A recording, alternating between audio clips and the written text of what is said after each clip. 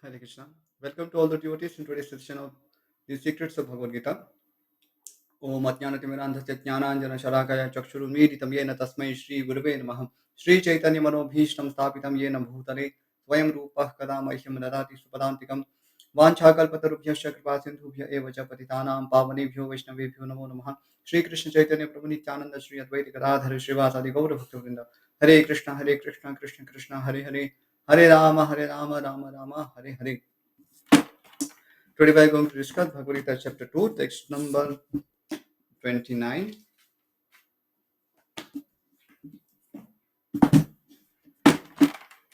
Just a minute.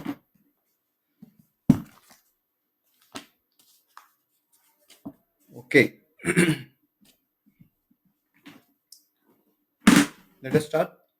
आश्चर्यवत् पश्यति कश्चिदेनम् आश्चर्यवत् वदति तथैव चान्यः आश्चर्यवच्चैनमन्यः शृणोति श्रुत्वा वेद न चैव कश्चित्.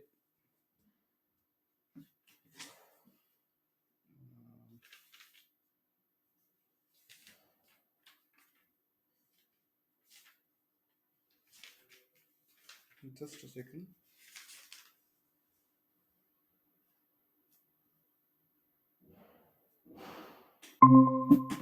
Okay. Translation and purport by His Divine Grace, Srila Prabhupada.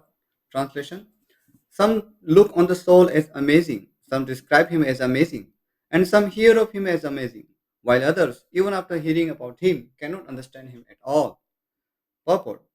Since Gita Upanishad is largely based on the principles of the Upanishads, it is not surprising to also find this passage in the Katha Upanishad 1 to 7.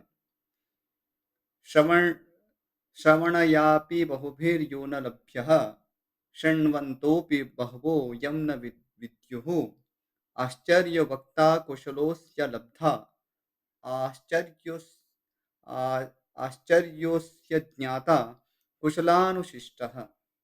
So this Bhagavad Gita is also considered as one of the Upanishads. So it is not Upanishad per se because it has been given in the form of dialogue between Lord Shri Krishna and Arjuna, and it is a part of Itihas called Mahabharata. But nonetheless, because it was spoken by Lord Shri Krishna, the Supreme Personality of Godhead, it is also considered similar to Shruti. And uh, because it is directly coming from the lotus mouth of Lord Shri Krishna, it presents the essence of all the Upanishads, and that's why Bhagavad Gita is considered the essence of all the Upanishads. And because it is the essence, so as Prabhupada mentions here, a thought given in this particular verse has been expressed in the other Upanishads as well. So there is a similar verse, and the meaning is more or less the same. This verse from Katha Upanishad it resonates with the current verse, Bhagavad Gita 2:29. Okay, the fact that the atomic soul is within the body of a gigantic animal, in the body of a gigantic banyan tree, and also in the microbic germs, millions and billions of which occupy only an inch of space, is certainly very amazing. So, a natural question may arise here that what is Ashcharyam here? What is surprise? What is astonishing regarding soul?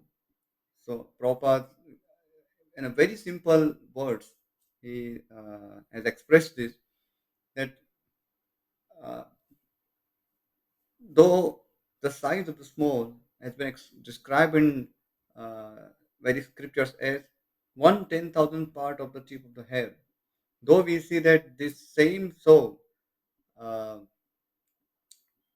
uh, occupies the body of an elephant, a similar soul occupies the body of an ant, microbes, and so many things. So this particular thing that even a minute uh, particle like soul can have different sizes of bodies, and still their individual consciousness pervades the whole body. whether it assumes a microbe body or an elephant body or a tree body. So that is something astonishing here.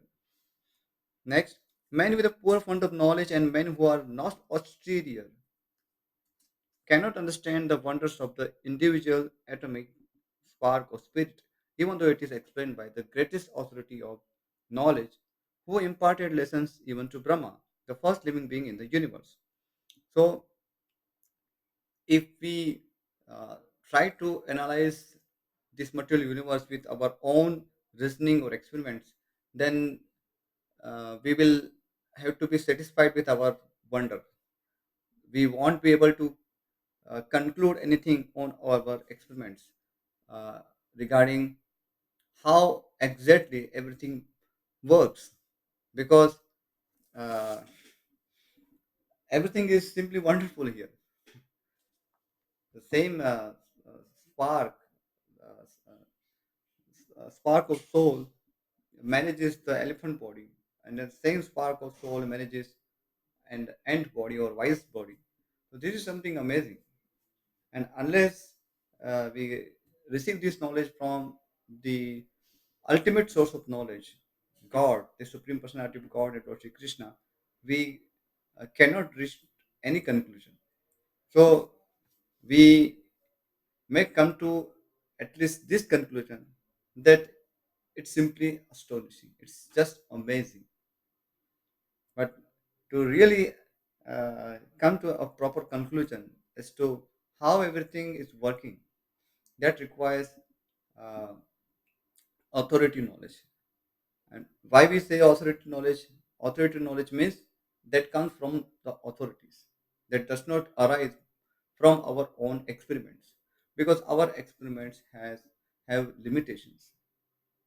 Even if we try our best, we simply cannot know anything, or sorry, we cannot know everything about this material universe, because not everything has been designed for our understanding. No one makes a whole 120-story building just to make an ant understand how it works. So even our practical dealings, things do not work like that. So how do we uh, think that this whole material manifestation must be understood by us? And why do we assume that we have enough intelligence to understand everything? We should also doubt ourselves. If we are ready to doubt God, if we are ready to doubt material nature, why can't we doubt ourselves? That would be a more humble approach, and actually it will be more reasonable approach. And that's why Vedic authorities inform us that we are very minute in nature, um, and to understand anything about this material universe, or even about oneself, we must take guidance from the authority. Now, what is that authority? That is Vedas. Vedas are words of God. So Vedic literatures, they are not creation of any human beings, though it may appear to be so, but because this Vedic knowledge was given by a guru to his disciple through Shruti, by the means of lecturing. So uh, it was not written. So there is no any written history of when Vedas were written for the first time. So it was in the human history uh, for time immemorial.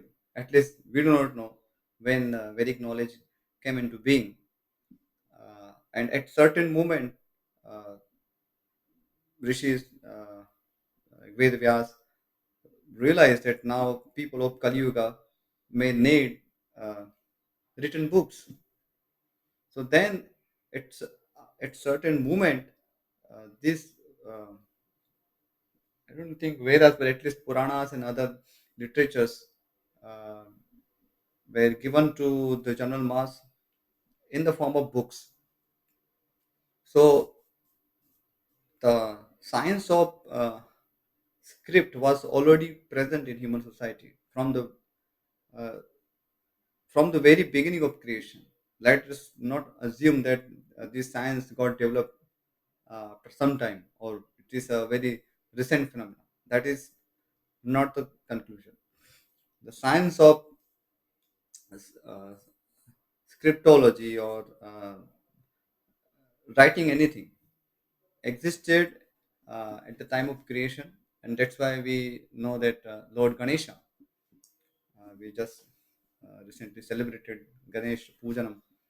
So, so Lord Ganesha is famous as the one who knows many scripts, is the best scribe. So, uh, from that we can see that the science is known to devas, demigods, and it may have appeared to human society at certain moment, but the science was uh, existing. And that is why uh, for writing Mahabharata, Sage Vyasadeva approaches Lord Ganesha. Now, Lord Ganesha is not a human being; is one of the great demigods. So that means this science has its history in the kingdom of Devas, and actually all the vidyas, all 64 arts existed since the creation, because with the creation everything got manifest. So this, so writing is also one of the arts, one of the kala, vidya, and uh, it was already existing since creation. So anyway, the point is that the Vedas, they appeared in the human society for from time immemorial, and at certain moment people started writing it down. So that's a different issue.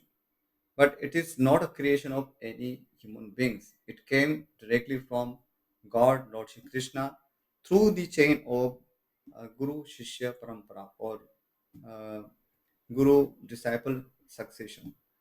So that's why we revere this knowledge as transcendental. And uh, because it has come down from authority, we see many saintly people subscribe to it. And even in the present society, many erudite scholars and great philosophers take guidance from this knowledge. If it were an imagination of some human being, then why would great scholars or great philosophers would take interest in that? That should also give us a hint that this knowledge is not a human creation. So that's the important point which we should take from this particular purport. And that's why uh, to understand ourselves, to understand soul, or to understand God, our human intelligence is not enough. We must take guidance from Vedic authorities, because there is no better source for understanding anything.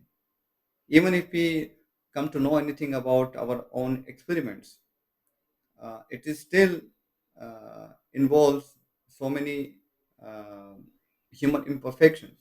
So some experiments may work here, and some experiments may not work in other part of the world. So even in order to conclude that whatever we have, whatever conclusion we have arrived is universal. For that we need to be perfect. Our experiments need to be perfect. So anyway, for uh, just because we have some developed technology, and we can understand so many things just by sitting on the, on in a laboratory and by doing some experiments, that does not give us a license that we can understand everything.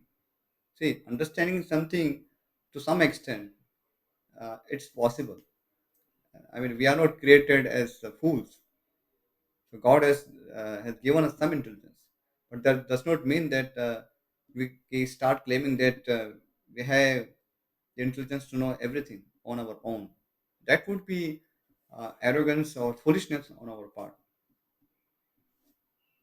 Okay, next.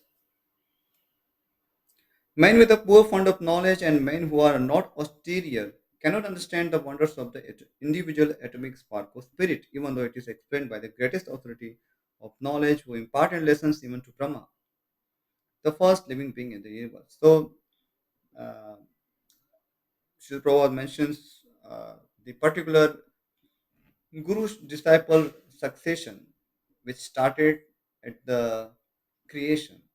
So, Lord Shri Krishna imparted the Vedic knowledge to Lord Brahma. So, first he created the primary elements of this creation. The whole science of creation has been described in Srimad Bhagavatam and many other Puranas. So, particularly if you look at Srimad Bhagavatam, so first all the primary uh, elements of creation, basically all the necessary ingredients regarding creation were created, and then Lord Brahma was created from the uh, uh, lotus that originated from the navel of Lord Vishnu. So Lord Brahma is known as Swayambhu. Swayambhu means who was uh, self-manifest. So he did not get birth like any ordinary child. So there was no need of any mother. So Lord Brahma got his birth from Lord Vishnu through the divine lotus. So and it is this Brahma who created the secondary creation, or it did the part of giving different material bodies to uh, living beings according to their own karmas. So this particular description we can find in Srimad Bhagavatam and other Puranas. So from Lord Brahma, this disciplic succession uh, got carried out by Narada and many other rishis, Narada, Vyasa, Madhvacharya, and so many other great sages and recently people carried this great succession. And uh, today in our human society, mainly we find two, four such uh, guru disciplic successions uh, that have origin from Lord Shri Krishna or his representatives. So one is Brahma Sampradaya that we belong to, uh, that has Lord Brahma as the original Acharya. The origin of everything is Lord Shri Krishna, but the first Acharya of Brahma Sampradaya is Lord Brahma, and then we have Sri Sampradaya. Sri Sampradaya, uh, the original Acharya is Sri Mother Lakshmi. Uh, then we have Kumar Sampradaya. The original Acharya of Kumar Sampradaya is Chatush Kumar, Sanak Sanatan, Sanandan, and Sanatan. So these Chatush Kumar are the original Acharyas of Kumar Sampradaya. And the last one is Rudra Sampradaya. The original Acharya for Rudra Sampradaya is Lord Rudra or Lord Shiva. So through this authentic Guru disciple succession, we can get true knowledge of everything. So that knowledge includes self-realization. That it includes how to understand God, how to understand this world, how to get rid of our uh, different material problems, uh, how to get liberation. So in essence, it includes everything. Okay, next. Owing to a gross material conception of things, most men in this age cannot imagine how such a small particle can become both so great and so small. So, just by our material intelligence, we cannot understand that how a small particle like soul can be in an elephant body and be in a ant body. So, there is some simply unreasonable. So, uh, for our mundane eyes, it is simply does not make any sense. But we had to get knowledge from Vedic authorities because it's the perfect source of knowledge.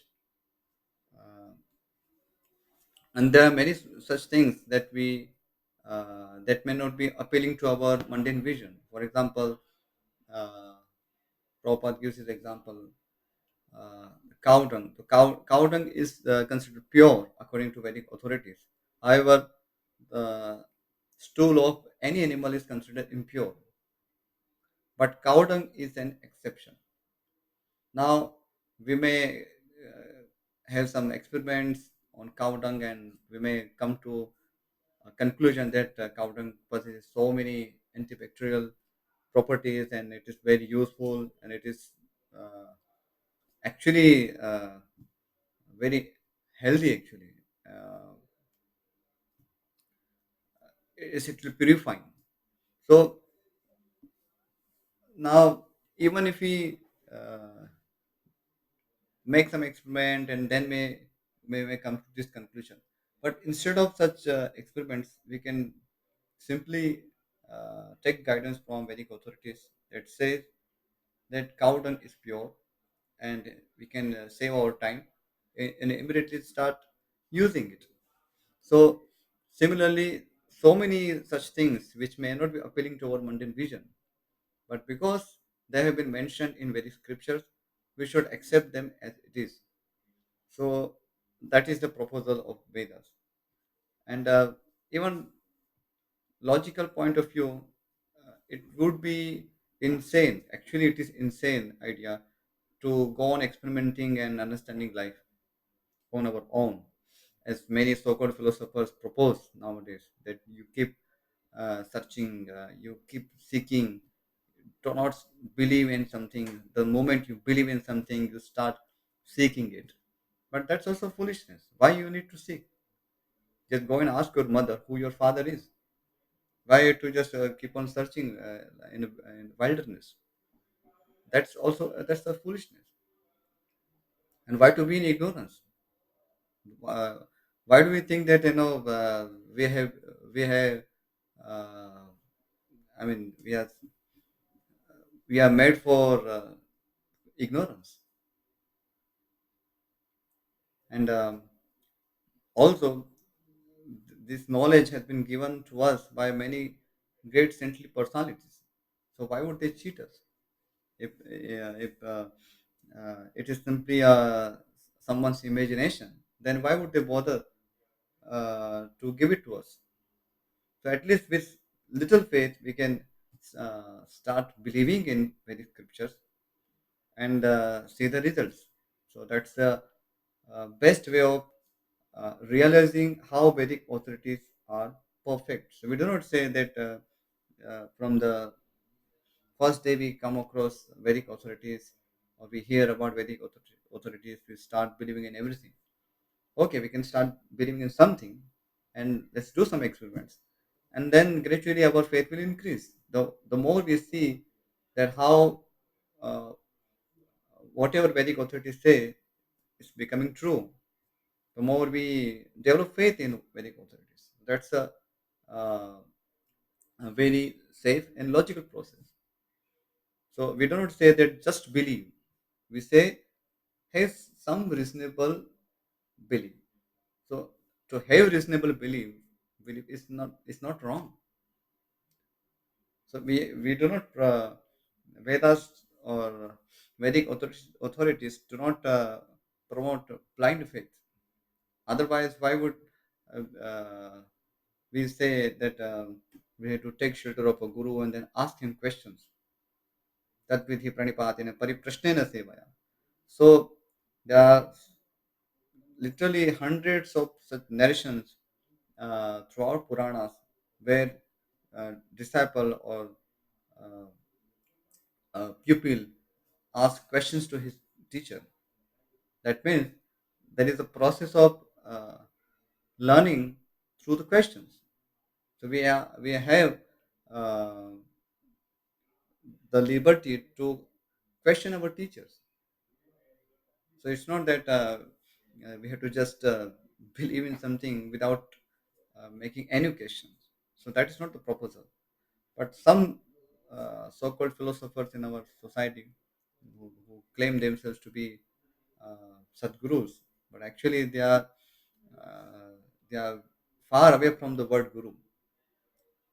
So uh, because general populace are fools, so they it's very easy to befool them, and they get attracted by such atheistic ideas where they don't have to really care for sin or good or bad. So, and there is no commitment to some any rules. So basically, it just encourages uh, uh,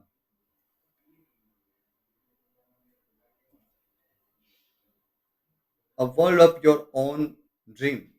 So basically, it leads you to a dream world where you think what your reality is.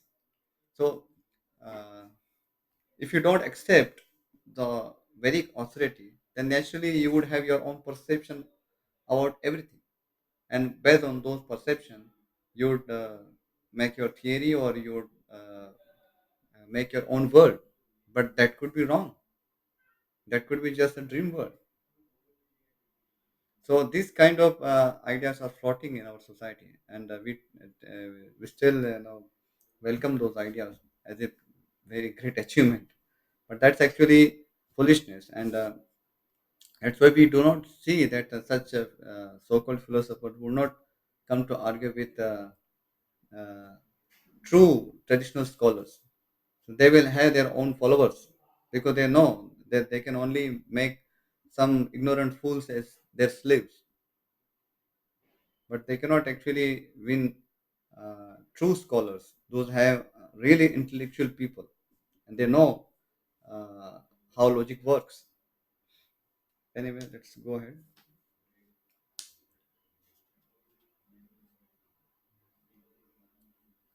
So men look at the soul proper as wonderful either by constitution or by description. Illusioned by the material energy, people are so engrossed in subject matters for sense gratification that they have very little time to understand the question of self understanding. Even though it is a fact that without this self understanding, all activities result in ultimate defeat in the struggle for existence. So, without understanding soul, even if we get everything, it does not really make any sense because uh, anything done meaningless, it's meaningless in the result. So why would any intelligent person aspire for any meaningless task? So you may have so many meaningless achievements, right? We have everything, all achievements, but all meaningless achievements. But the word meaningless will discredit your all achievements. So if the end result is meaningless, then there is no point in simply just acquiring those meaningless achievements. So that's the point here.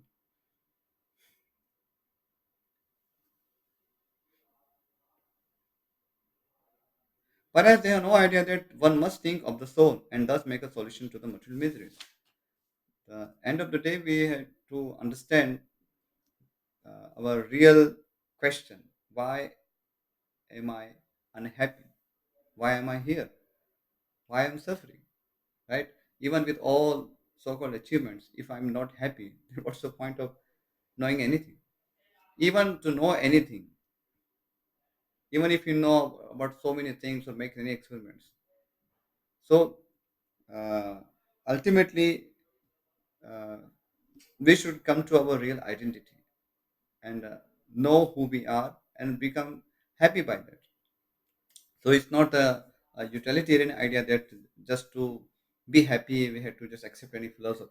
That is not the point here. The intention is that only when you know yourself or you know the truth, only then only you can be really happy. Uh, and man in ignorance may feel happy for some time, but uh, if we see the reality of this world, whoever lives in ignorance ends in ignorance, and ignorance does not help anyone. So it may be attractive in the beginning, but uh, its end result is disastrous. So, from our logical experience, we should not be hankering for such uh,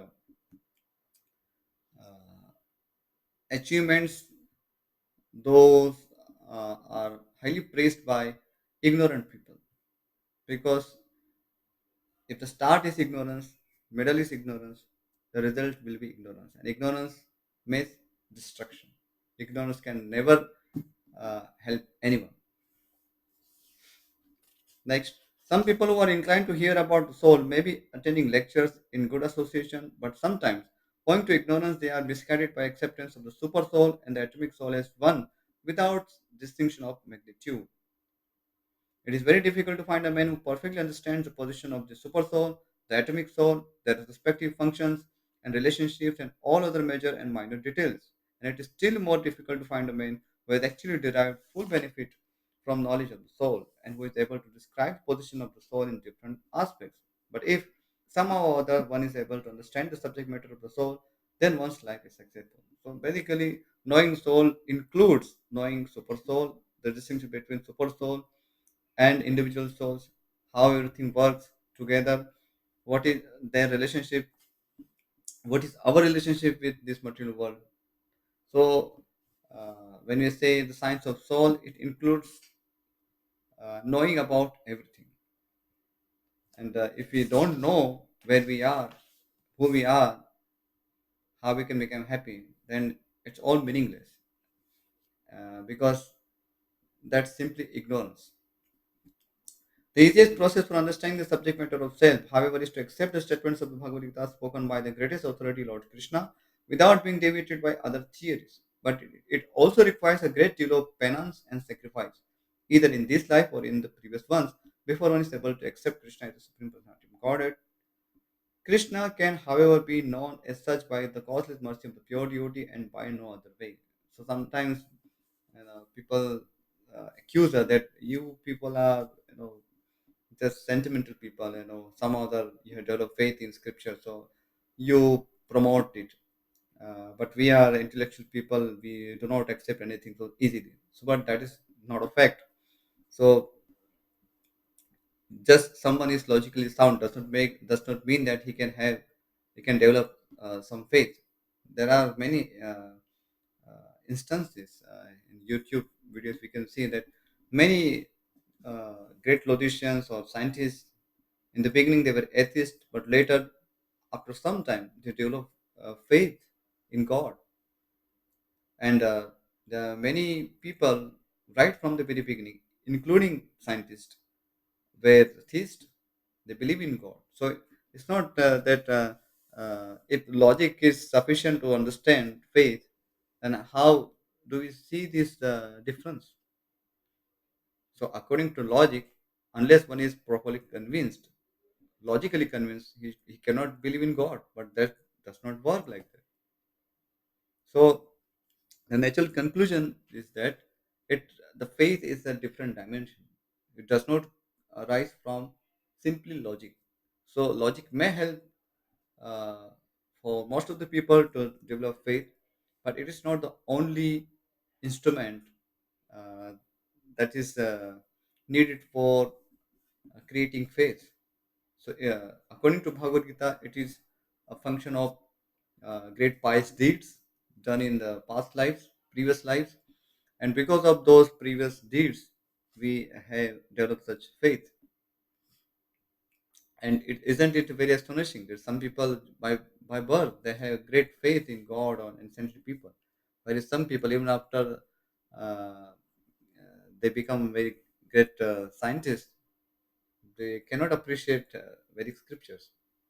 So the element of faith is different than just simply having logical faculty. And this faith can be attained by the grace of God. Uh, and it's also altogether a different science how someone develops faith. So I will not elaborate here now. Already we have crossed our time limit. Okay, I will stop here. Is there any question we can take, or we can stop here? Did I grow any questions so far? Ruji, there are three, four questions, but I will ask only one now. Okay, yes. Ruji, like we call Lord Shiva Sambhu, and there is a Swayambhu. Hmm. Like you explained, Lord Brahma as Swayambhu. So, what is the difference between Sambhu and Swayambhu, Prabhuji? Swayambhu, the word suggests that bhu means existence. Swayam means uh, by his own. So one who exists by his own, or in other words, who is self-manifest, that is called Swayambhu. And Shambhu, Sham means auspiciousness, and Bhu means existence. So one who has an auspicious existence is called Shambhu. So this is the difference. So because Lord Shiva is always auspicious, his existence is uh, very auspicious. So he is called Shambhu. Whereas Lord Brahma, he is self-manifest because he was not born of any mother. He got his birth from Lord Vishnu. So that's why he's called Swayambhu. Is that clear to Yes, Prabhuji. And Lord Shiva, like he took birth from Lord Brahma, who? Lord Shiva. Lord Shambhu appeared from the forehead of Lord Brahma. So he appeared. That does not mean he took birth. Okay, yes, yeah. So Like as he considered as a father. yes, That's, yeah. In the ordinary dealings, you can say that Lord Brahma is the father of Lord uh, Shambhu, Lord Shiva. But they know each other, then their respective positions. So Shambhu uh, is a tattva higher than Jiva, but still, in material affairs, he has appeared through the agency of Lord Brahma. So he respect Lord Brahma as father. Yes, please. okay, Prabhuji. Prabhuji, just a short question also, one short question. Like Prabhuji, we have four sampradaya, four Vaishnava sampradaya, and Brahmaji the first living entity of this universe. Hmm. So what is the purpose of Prabhuji for having four sampradayas? Like actually everything is being created by Lord Brahma only, and all the knowledge is coming down from him only. So why we have four? And what is the purpose? Just I want to know. Is there any purpose given in the Shastras for this four sampradayas? Or they are for this universe only, or for like entire creation? These four sampradayas. These four sampradayas basically for this particular uh, this particular universe, we can say. And why four? The argument could be that why only four? Yes. That could be also an argument. Why four and why only four? So somehow the count reached four. Mhm. Lord Krishna chose some four representatives, and it so happened that this they in turn instructed their own disciples. So we have four sampradayas. It is the So will are of the. these It is the will of. eternal? Huh? Eternal, these sampradayas are eternal, or for just for particular yugas or particular span of universe they have been created. That doesn't really matter whether Okay, they are yes. eternal or not eternal.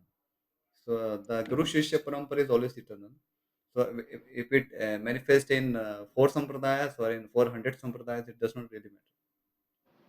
At least we can see that it was the will of Lord Shri Krishna that he chose Brahma, he chose Lakshmi, he chose Lord Shiva and Chatush Kumar for his for carrying this transcendental knowledge. So that was the Bali Esi Kevalam Ishvaricha. That's the only answer we can have. Mhm. And why not 400? When Lord Shri Krishna desired 400, we will have 400 sampradayas. Nothing to worry about. Yes, yes. Okay. We'll conclude here. वाञ्छा कल्पतरुभ्यश्च कृपा सिन्धुभ्य एव च पतितानां पावनेभ्यो वैष्णवेभ्यो नमो नमः श्रीमद्भगवद्गीता यज्ञ की जय श्रील प्रभुपाद की जय हरे Krishna. Thank you all for joining this class. Hare Krishna.